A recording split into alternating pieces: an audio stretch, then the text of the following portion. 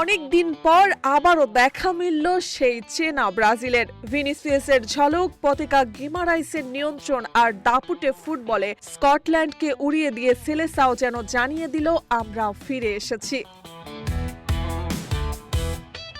একসময় ফুটবল সাহিত্যিক অ্যালেক্স বেলোস বলেছিলেন, ব্রাজিল যখন সেরা ফর্মে থাকে তখন সেটি ফুটবলের পরম রূপ।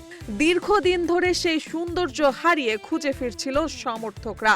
2022 বিশ্বকাপে কোয়ার্টার ফাইনাল থেকে বিদায়ের পর ব্রাজিলকে আর সেভাবে চেনা যায়নি। এমনকি এবারের বিশ্বকাপের প্রথম দুই ম্যাচেও ছিল হতাশা, অস্থিরতা আর আত্মবিশ্বাসের ঘাটতি। তবে স্কটল্যান্ডের বিপক্ষে 3-0 গোলে জয় যেন নতুন করে জাগিয়ে তুলেছে পুরনো আশা।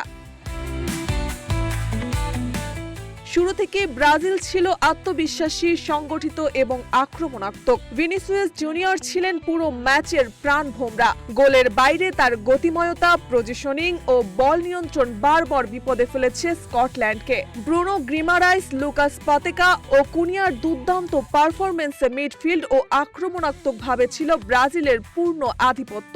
আনচেলত্তির ডায়মন্ড ফরমেশনও দারুণভাবে কাজ করেছে, যার ফলে প্রতিপক্ষকে পুরো ম্যাচ জুড়ে নিজেদের ছন্দ খুঁজে পেতেই হিমশিম খেতে হয়েছে।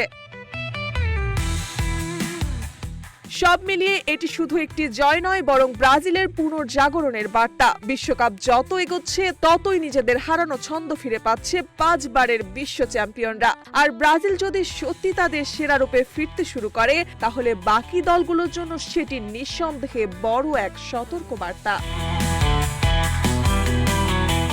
মার্জিয়া মৌ, রূপালী বাংলাদেশ।